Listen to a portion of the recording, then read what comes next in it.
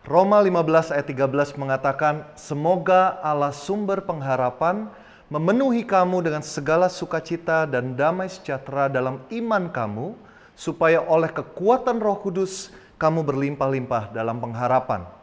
Welcome to Feast Online atau yang lebih kita kenal Worship from Home.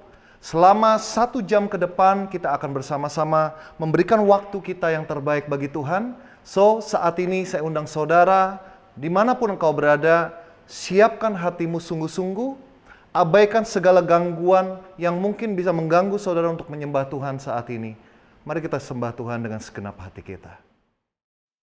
Shalom fams, mari kita bersama-sama memuji Tuhan kita, meninggikan Dia karena Dialah satu alasan kita berkumpul, kita menyembah Dia. Let's do it, come on.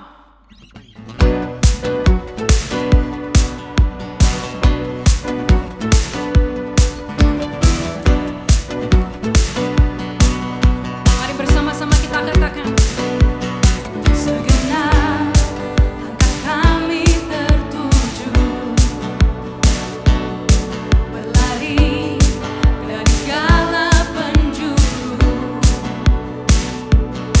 Mendekat kepada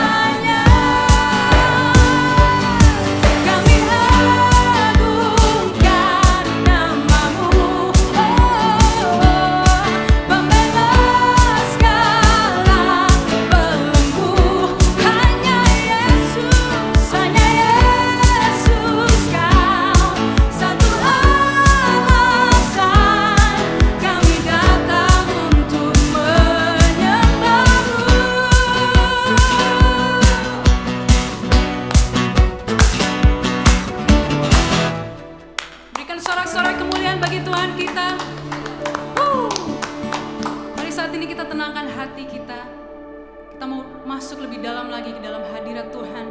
Di dalam nama Bapa dan Putra dan Roh Kudus. Amin. Bapa, kami sungguh rindu untuk mengalami kasih-Mu lebih dan lebih lagi. Saat ini Tuhan, kami buka hati kami. Kami tahu Tuhan, Engkau telah menyertai kami sepanjang hidup kami. Dan saat ini Tuhan, kami ingin menyatakan bahwa Engkaulah satu-satunya Tuhan kami. Engkau selalu ada di dalam hati kami, Tuhan.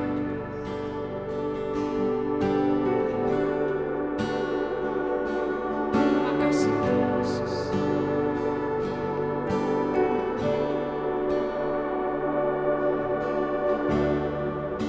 Takkan pernah ada kasih di dunia seperti kasih-Mu, Tuhan. Kau telah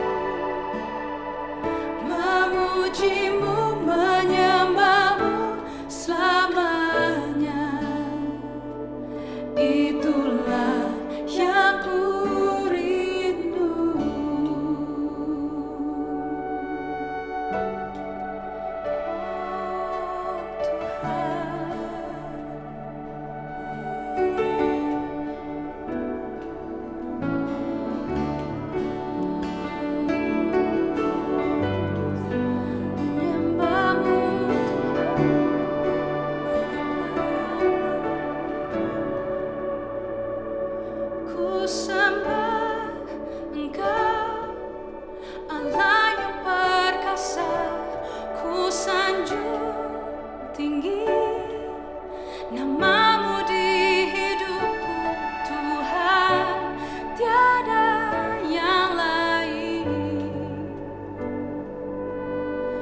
Hanya Kau satu di hatiku.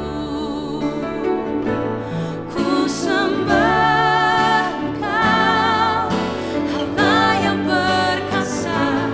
Ku sanjung tinggi, namamu di hidupku Tuhan, tiada yang lain.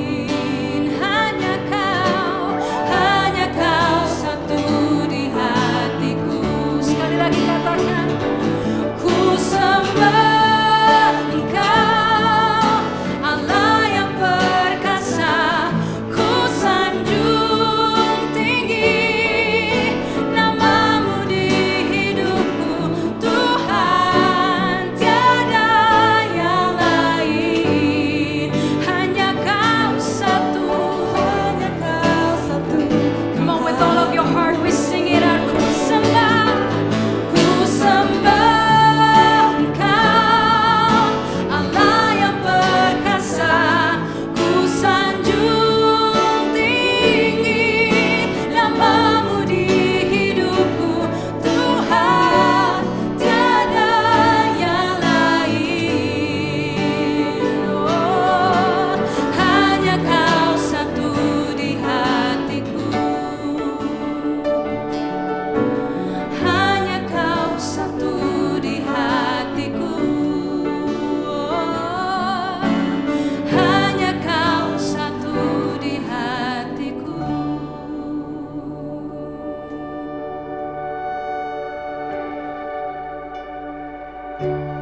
There is none like you.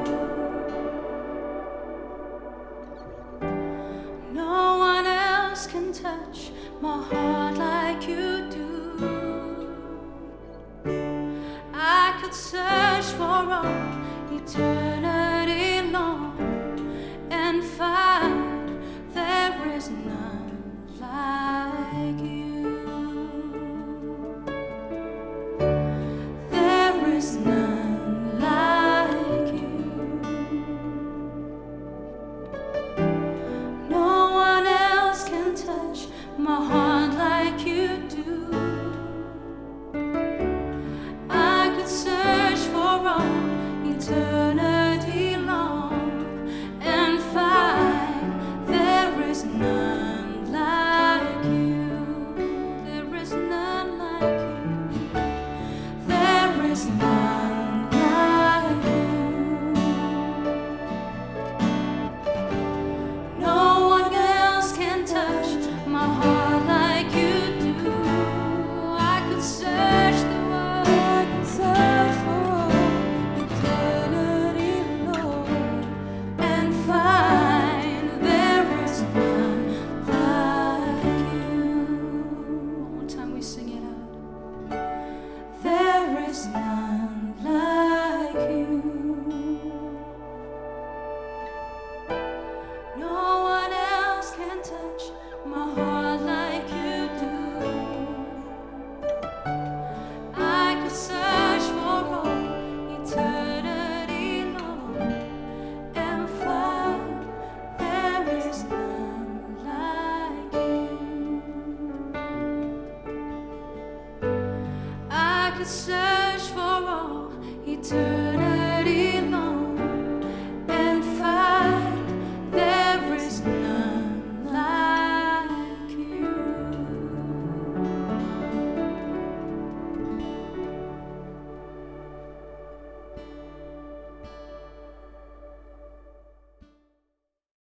Haleluya, Bapak Ibu Saudara dimanapun Anda berada, boleh ambil waktu sejenak untuk kasih tepuk tangan untuk Tuhan kita yang luar biasa.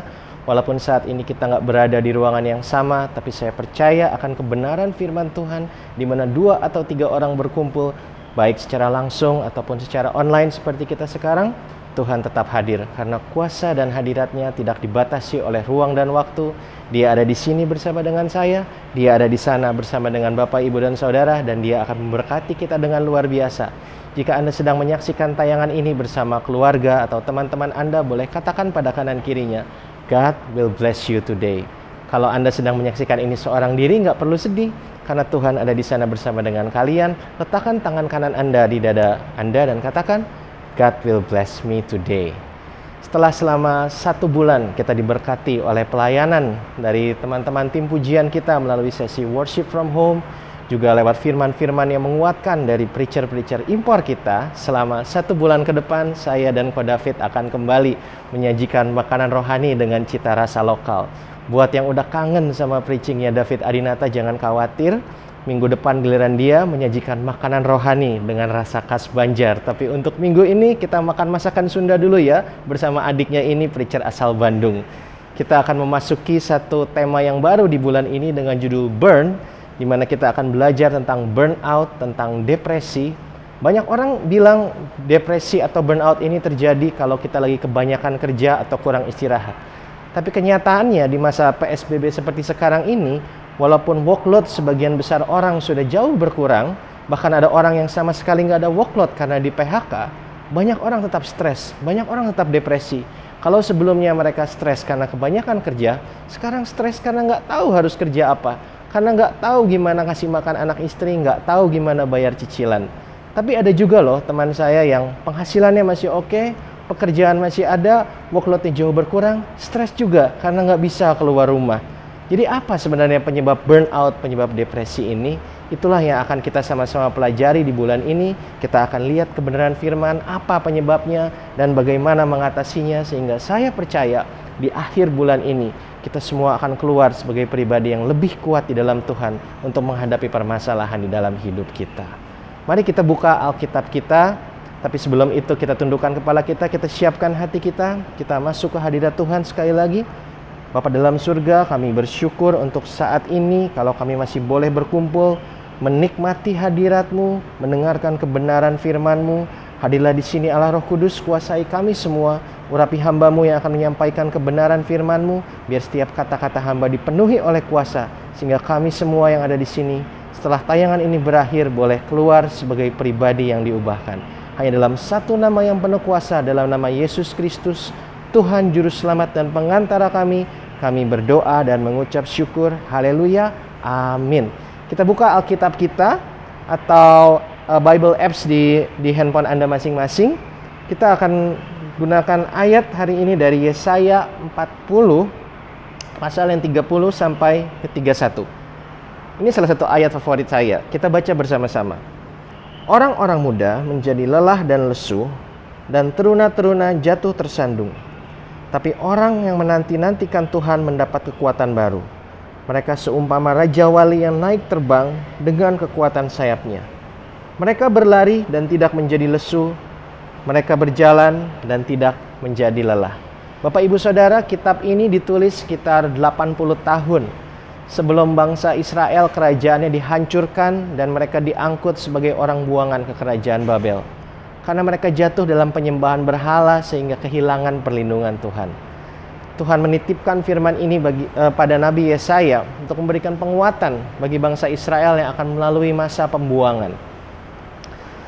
Masa pembuangan itu sama seperti yang kita alami sekarang. Ketika itu bangsa Israel harus kerja paksa, mereka jadi budak, situasi yang nggak enak. Mungkin seperti yang kita hadapi sekarang ini karena pandemi corona ini. Dan di masa-masa seperti itu Tuhan bilang, bahkan orang-orang muda yang biasanya punya semangat, punya stamina, punya daya tahan di atas rata-rata, mereka pun bisa kehilangan kekuatan, mereka pun bisa menjadi lesu, mereka pun bisa menjadi burnout. Apa yang bisa kita pelajari dari ayat ini? Bapak Ibu Saudara, terlepas dari seberapa banyak uang yang kita hasilkan, seberapa sukses bisnis atau karir kita, seberapa populer kita atau seberapa berkuasanya kita, akan selalu ada masa dalam hidup kita di mana masalah datang. Dan itu bisa membuat kita menjadi burnout, menjadi depresi, menjadi stres. And it's normal karena kita manusia. Tapi yang bisa kita syukuri adalah kita punya Tuhan yang bisa memberikan kekuatan baru. Bagaimana caranya kita anak-anak Tuhan mendapatkan kekuatan baru? bukan dengan nonton Netflix lebih banyak, bukan dengan pergi liburan, atau bukan dengan dapat uang atau punya kebebasan waktu lebih banyak, tapi firman berkata, kekuatan baru kita diperoleh ketika kita mau punya hati yang mau menanti-nantikan Tuhan. Bapak Ibu Saudara, kalau Anda sedang menyaksikan tayangan ini adalah suatu bukti bahwa Anda masih punya hati di masa yang penuh ketidakpastian ini untuk mencari dan menantikan pertolongan Tuhan. Saya percaya dengan iman bahwa Bapa kita adalah Bapa yang selalu mampu menjawab pengharapan anak-anaknya. Karena itu inilah pesan utama hari ini. Boleh katakan pada teman Anda, pada kanan kiri Anda, atau pada diri Anda sendiri. Inilah pesan utama hari ini. Let God replenish you today. Biarkan Tuhan menyegarkan Anda, memberikan kekuatan yang baru. Buka hati Anda, karena kebenaran firman-Nya akan mengubahkan hidup kita semua hari ini. Amin. Mari kita buka kitab Yesaya kembali, pasal yang ke-49, ayat yang ke-16. Ada 3 poin yang mau saya sampaikan hari ini. Poin yang pertama sesuai dengan judul talk kita hari ini. Judulnya Burn In. Apa itu burn in? Itu suatu istilah yang digunakan oleh para pengrajin logam ketika mereka mau menulis atau mengukirkan suatu gambar atau tulisan secara permanen di perhiasan atau peralatan atau patung yang sedang mereka kerjakan. Biasanya menggunakan laser atau pisau yang sudah dipanaskan. Nah, itu biasa dilakukan umumnya pada cincin kawin kita. Seperti cincin kawin saya, di cincin saya dan cincin Lisa pasangan saya, ada nama kita masing-masing dan tanggal pernikahan kita. Dan karena itu ditulis menggunakan suhu yang sangat tinggi, hasilnya permanen. Selama cincin itu ada, nama kita berdua dan tanggal pernikahan kita akan selalu ada. Nah, apa hubungannya dengan Yesaya 49 ayat yang ke-16 yang tadi saya minta saudara buka? Kita baca bersama-sama. Lihat, aku telah melukiskan engkau di telapak tanganku. Tembok-tembokmu tetap di ruang mataku. Ternyata bukan hanya pengrajin logam Bapak Ibu Saudara, tapi Tuhan pun menuliskan sesuatu secara permanen di tangannya. Dia menuliskan wajah kita, dia melukis wajah kita, dia menulis nama kita secara permanen di tangannya. Karena itu ini pesan dari saya bagi Bapak Ibu Saudara mungkin sedang mengalami pemotongan gaji, atau bahkan kena PHK, atau mungkin omset bisnisnya turun, atau malah nggak ada omset sama sekali. Atau mungkin saudara sedang khawatir bagaimana masa depan, atau mungkin Anda merasa kesepian karena harus menjalani masa isolasi atau karantina seorang diri. Inilah pesan Tuhan hari ini. Anda nggak sendiri. Tuhan nggak pernah melupakan kita. Dia menuliskan nama kita di tangannya secara permanen. Tiap dia lihat tangannya, dia ingat sama kita Bapak Ibu Saudara. Mungkin saat ini kita belum bisa ngelihat secara nyata pertolongan Tuhan. Mungkin kita belum bisa merasakan kasih-Nya secara nyata dalam kehidupan kita. Tapi percayalah, saya pun pernah ada di posisi Bapak Ibu Saudara yang sedang mengalami PHK, nggak punya pekerjaan, nggak punya penghasilan, dikejar-kejar utang. Saya pernah ada di sana. Tapi masa ini akan berlalu. Tuhan akan bawa kita melalui masa ini. Saya bisa ada di sini, bahkan Tuhan gunakan masa-masa itu untuk memberikan saya hikmat pengalaman yang bisa saya gunakan untuk melayani Bapak Ibu Saudara. Apapun yang Bapak Ibu Saudara lalui saat ini, percayalah, we are in this together. Tuhan ada bersama dengan Anda. Masa ini akan berlalu, dan lewat pengalaman-pengalaman kita bersama Dia di masa-masa ini, kita akan jadi pribadi yang lebih siap dipakai untuk melakukan perkara-perkara yang besar. Amin. Dimanapun Anda berada, boleh kasih tepuk tangan untuk Tuhan kita yang luar biasa. Selain menuliskan nama kita secara permanen di tangannya, Tuhan pun menuliskan sesuatu secara permanen di dalam hati saudara dan saya. Ada 2 hal yang Tuhan tuliskan di dalam hati saudara dan saya. Dan apa yang Tuhan tuliskan secara permanen dalam hati kita, inilah kunci untuk menghadapi burnout atau depresi di dalam kehidupan kita. Jadi apa aja sih yang Tuhan tuliskan di dalam hati saudara dan saya? Kita akan belajar dari sebuah kisah dalam Injil Matius, pasal yang ke-19, ayat 16 sampai 20. Di sini diceritakan ada seorang pemuda yang datang pada Tuhan Yesus dan bertanya, apa yang harus saya lakukan untuk memperoleh hidup yang kekal? Dari judul perikop ayat ini, kita tahu bahwa pemuda yang datang ini seorang pemuda yang kaya. Dan kalau kita baca kisah yang sama dari Injil Lukas, kita pun tahu dia ini adalah seorang pemimpin Yahudi. Jadi orang ini udah muda, kaya, punya kekuasaan, kemungkinan besar populer. Ini kalau masih jomblo berarti jomblo emas. Kalau suami, ini adalah suami idaman. Dia punya semua yang di mata dunia itu perlu untuk kebahagiaan, tapi dia tetap ngerasa ada sesuatu yang kurang. Dia sampai pada satu titik di mana dia sadar semua yang dia punya sifatnya sementara, gak akan bisa dibawa pada kehidupan setelah kematian nanti. Bapak Ibu Saudara, setiap manusia cepat atau lambat akan sampai di titik ini. Titik di mana kita menyadari bahwa uang kita, popularitas kita, pengaruh kita, itu semua gak ada yang permanen sifatnya. Itu gak bisa mengisi kekosongan yang ada di dalam lubuk hati kita yang terdalam. Ketika baca kisah ini, saya jadi ingat ketika saya dulu belum kenal Tuhan. Zaman saya kuliah, saya pikir saya akan lebih bahagia kalau saya udah punya penghasilan sendiri. Saya sering burn out karena belajar. Saya pikir saya akan lebih bahagia kalau punya penghasilan sendiri. Lulus kuliah saya diberkati Tuhan. Tuhan itu baik. Saya belum kenal Dia, Dia sudah memberkati saya. Saya keterima kerja di perusahaan yang bagus, gaji saya ada di atas rata-rata, tapi sering lembur. Jadi saya waktu itu mikir, saya akan lebih bahagia kalau saya punya kebebasan waktu. Akhirnya ambil keputusan nekat, jalan pintas, bisnis dengan orang yang salah, kena tipu kelilit utang seperti yang tadi saya ceritakan di depan. Saat itu saya berpikir saya akan bahagia kalau uang saya lebih banyak, kalau utang saya lunas. Saya ambil jalan pintas, bisnis yang gak halal, utang saya lunas, uang saya banyak, waktu saya banyak. Tapi saya juga gak bahagia. Lalu saya pikir mungkin saya nggak bahagia karena uang ini diperoleh dengan cara yang nggak benar. Mungkin kalau saya punya pekerjaan yang halal, saya akan lebih bahagia. Dan Tuhan kasih lagi, saya dapat pekerjaan gajinya tinggi, penghasilan yang halal, tapi saya nggak bahagia. Utang saya udah lunas, uang saya habis.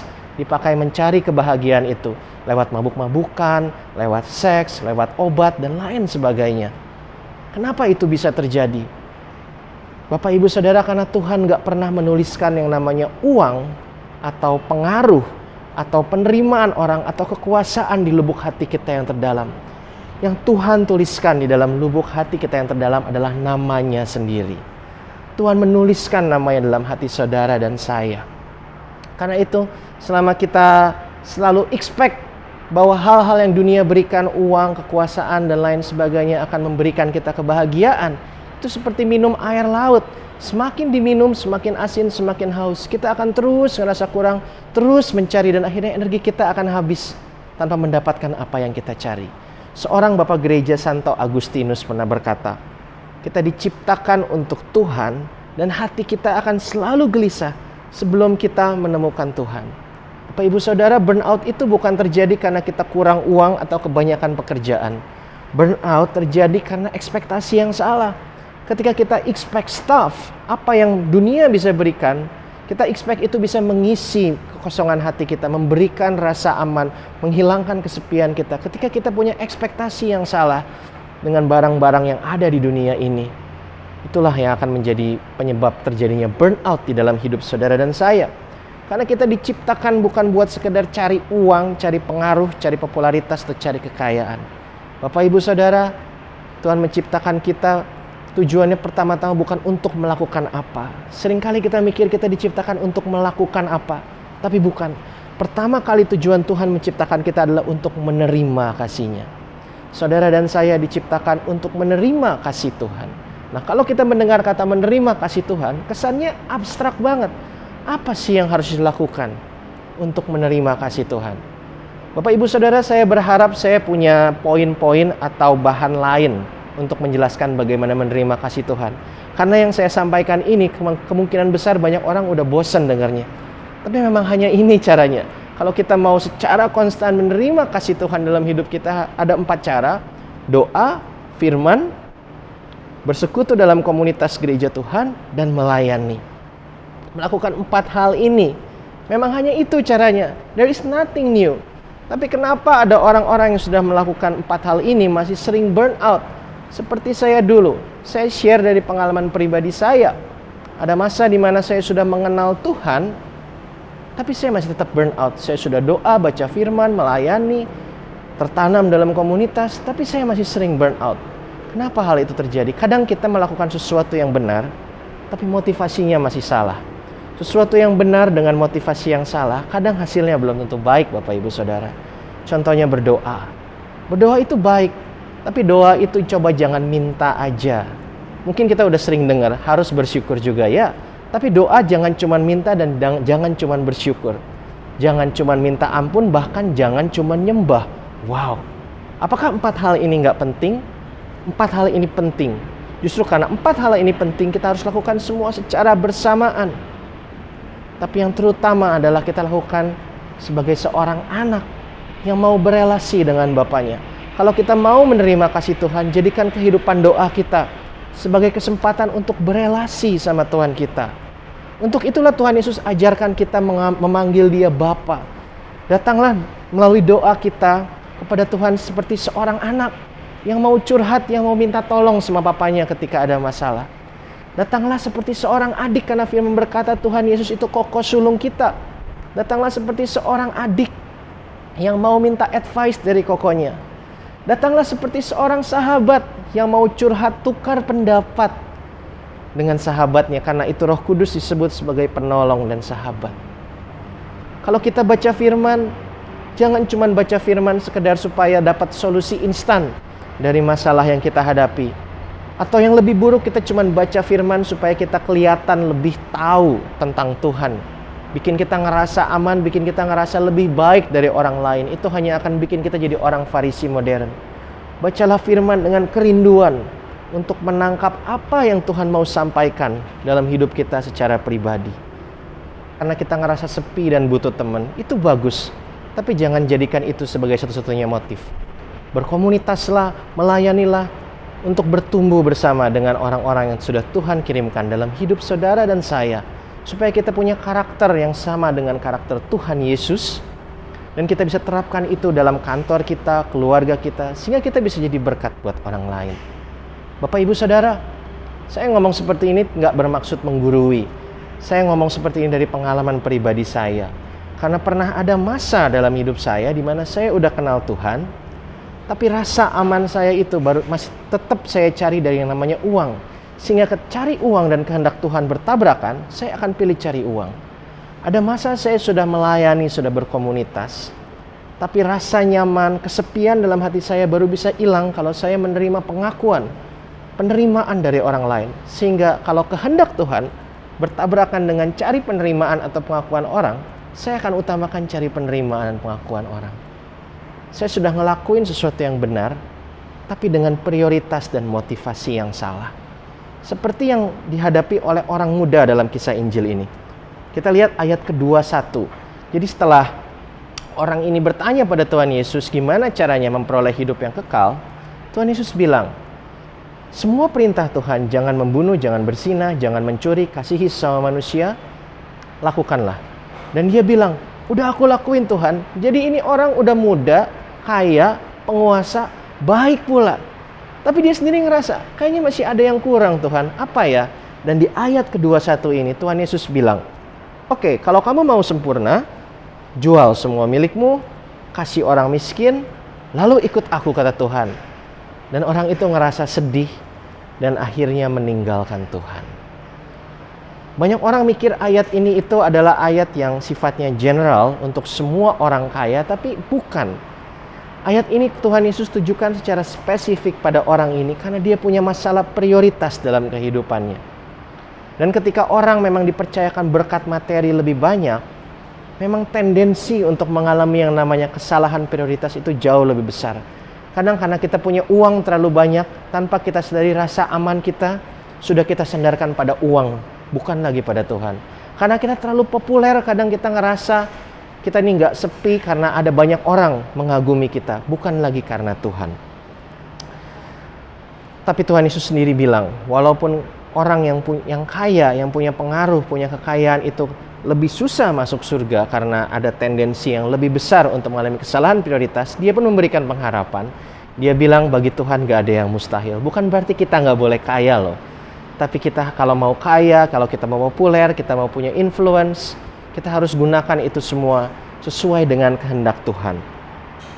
Ada 2 hal yang tadi saya bilang Tuhan tuliskan dalam hati kita. Yang pertama adalah namanya. Yang kedua, Tuhan menuliskan tujuan bagi saudara dan saya di dalam hati kita.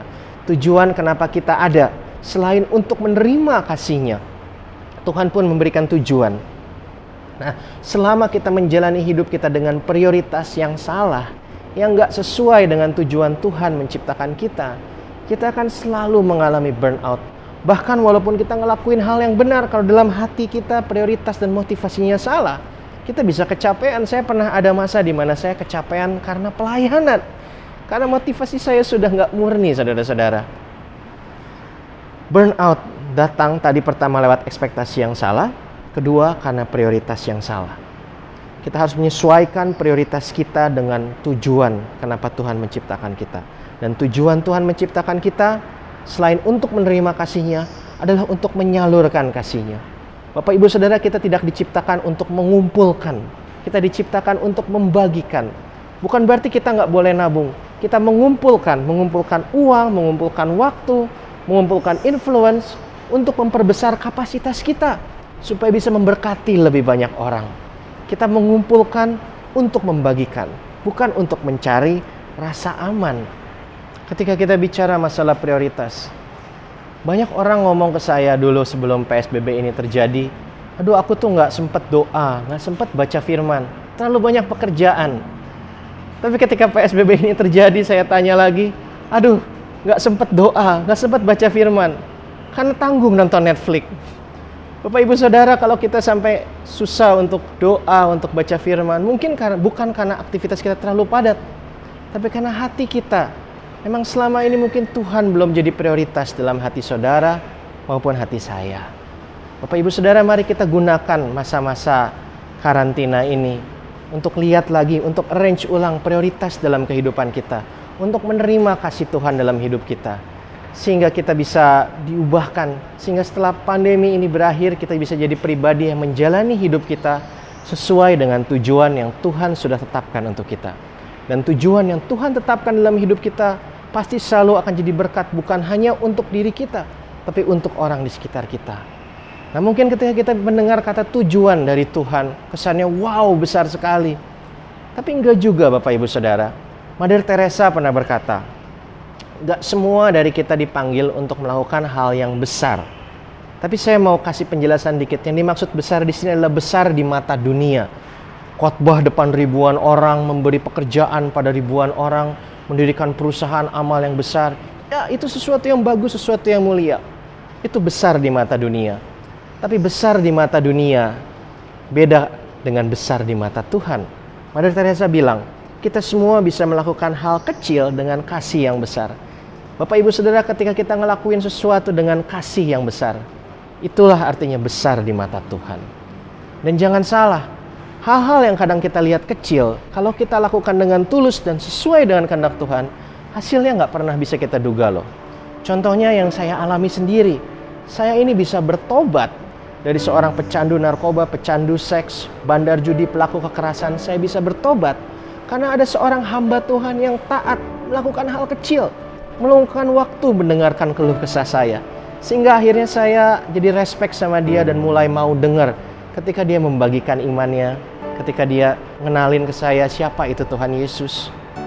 Dan ada juga momen lain di mana Tuhan menggunakan seorang anaknya di kantor lama saya untuk ngasih tahu pada saya yang waktu itu masih sesat, belum kenal Tuhan.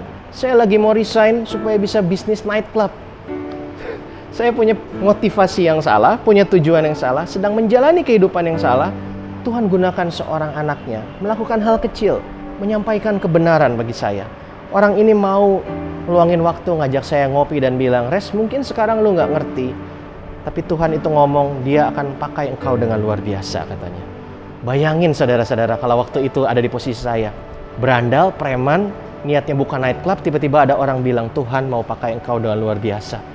Saya jadi ketawa sendiri, tapi pada akhirnya Tuhan itu memang selalu jadi pihak yang paling akhir ketawa. Akhirnya Tuhan yang ketawa. Tuh lihat Res, kejadian kan? Karena sekarang saya ada di sini melayani saudara. Saya ada di sini di komunitas ini. Dan hal pertama yang saya ingat waktu kali pertama saya membawakan firman adalah pesan dari teman saya itu, bahwa Tuhan akan pakai engkau dengan luar biasa. Kalau waktu itu dia nggak taat menyampaikan pesan itu, belum tentu loh saya ada di sini. Jadi apapun hal kecil yang Tuhan percayakan pada kita, lakukanlah dengan kasih yang besar. Lakukanlah dengan iman bahwa kita punya Tuhan yang besar, yang bisa menggunakan hal-hal kecil untuk sesuatu yang luar biasa. Bapak Ibu Saudara, pandemik ini bukan berasal dari Tuhan. Dia nggak dengan sengaja memberikan dunia penyakit, tapi ada waktu di mana Tuhan mengizinkan konsekuensi dari keputusan yang salah yang diambil manusia terjadi. Itu kedaulatan Dia. Saya juga nggak tahu kenapa. Tapi yang saya tahu, Dia adalah Tuhan yang baik, yang selalu bisa menghasilkan sesuatu yang baik dari apa yang buruk. Mari kita gunakan masa-masa karantina, masa-masa PSBB ini untuk lebih mendekat sama Tuhan. Buka hati kita untuk menerima kasih-Nya. Biarkan Roh Kudus tuntun saudara dan saya menata ulang prioritas hidup kita. Izinkan Dia mempersiapkan kita untuk jadi pribadi yang lebih baik. Karena setelah pandemi ini berakhir, saya percaya akan ada satu kebangunan rohani yang luar biasa. Dan Tuhan memanggil saudara dan saya untuk jadi pelaku, bukan sekedar jadi penonton. Inilah masa persiapan kita. Jangan sampai kita burn out, jangan sampai kita depresi, jangan sampai kita lelah. Nantikanlah Tuhan, pertolongan yang akan datang dalam hidup Anda. Mari kita tundukkan kepala kita. Bapa, kami bersyukur untuk firman hari ini. Terima kasih Tuhan, kalau Kau boleh ingatkan kami nggak sendiri menghadapi masa-masa sulit ini. Ada Engkau yang telah menuliskan nama kami di dalam tangan-Mu. Kau juga telah menuliskan di dalam hati kami tujuan yang telah Kau tetapkan. Kau menuliskan nama-Mu sendiri Tuhan. Izinkan kami Tuhan untuk masuk ke dalam hadirat-Mu.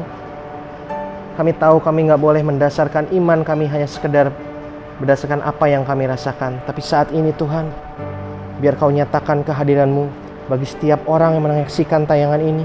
Nyatakan kehadiran-Mu Tuhan secara nyata di dalam hati mereka. Biar mereka tahu mereka nggak pernah sendiri.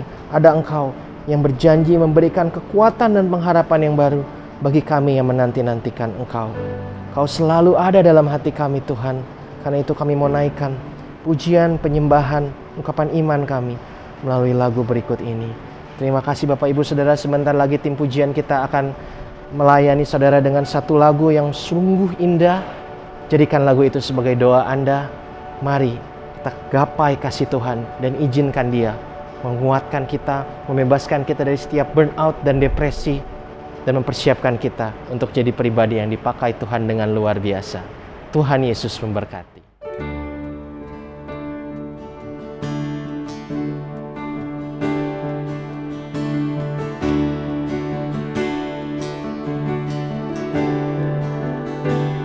Kau selalu ada dalam hatiku, menemani hidupku, memujimu, menyembahmu selamanya. Itulah yang ku rindu. Kau selalu ada dalam hatiku, menemani hidupku, memujimu, menyembahmu selamanya. Itulah yang ku rindu. Itulah yang ku rindu.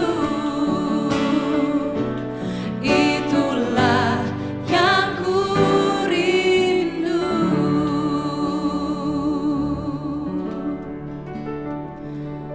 Terima kasih ya Tuhan Yesus, untuk saat-saat indah seperti ini Tuhan. Kerinduan kami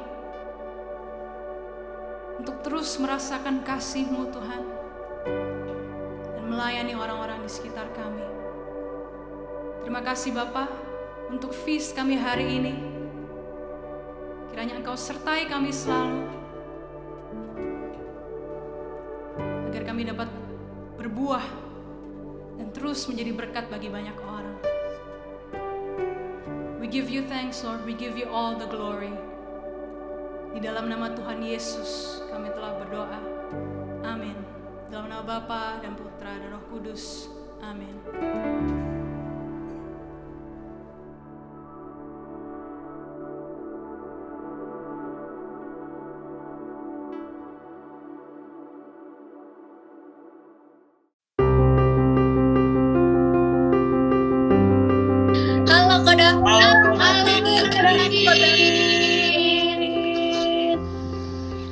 Kita dari LG Dusun mau mengucapkan Happy birthday.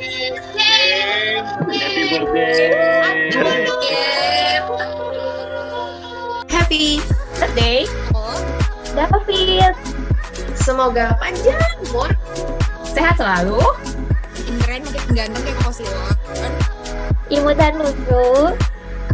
Semoga makin sayang sama Ciolanda, Momo, Grace, dan kita semua. Jadi papi yang baik buat kita semua. Semoga koleksi sepatu Jordannya bertambah terus. Makin diberkati dan memberkati selalu. God bless you. Kami dari LG Kota Mengucapkan happy birthday Ko David. Semoga panjang umur, sehat selalu, lebih dekat dengan Tuhan. Makin diberkati ya, Ko. God bless you, Ko. 2, 1. Happy birthday. Happy birthday to Happy birthday to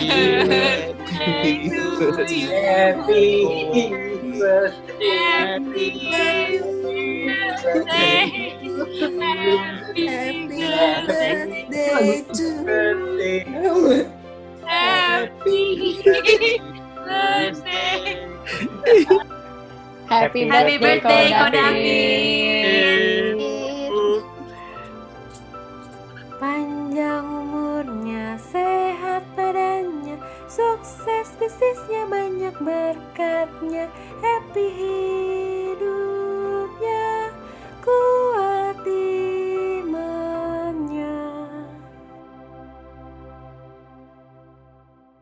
Sehat selalu Sukses dan panjang umur. Happy selalu di rumah dan kurangi durian. Semoga jidatnya makin kinclong COVID. Lebih rajin preaching ya. We want David Aminata preaching. Kata makin hari Semakin berbuah. Kalau COVID itu membawa penyakit, tapi kalau David itu membawa good spirit. Yeay! Tuhan berkati. Happy birthday. Happy birthday Ko David. Bangga. Dari LG Sudirman. God bless you. God bless. Sekarang lagi wabah COVID. Happy birthday COVID. Happy birthday Ko. Life began is 40. Happy birthday. Happy birthday. Happy birthday. Happy birthday. Happy birthday. Happy birthday, Brother David. Selamat memasuki dekade baru. Semoga tetap menjadi garam dan terang bagi banyak orang. God bless you. bless you. God bless you. Happy birthday. Ko David. God bless you. Abundantly. Salam. Dari LG. Sunrise 2.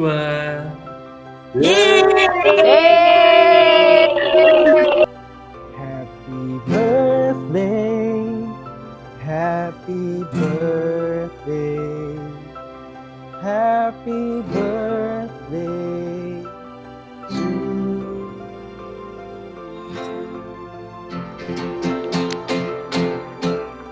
Kami dari keluarga LG Sunrise 4 mengucapkan Happy birthday Ko David. All the best. Iya dalam pelayanan. pelayanannya selama Happy birthday. David. Semoga panjang umur, Semoga sukses selalu. semakin diberkati. Semoga banyak rezeki. Dan membawa berkat bagi komunitas LOJF. Amin. Amin. Happy birthday David. Happy 6th teacher.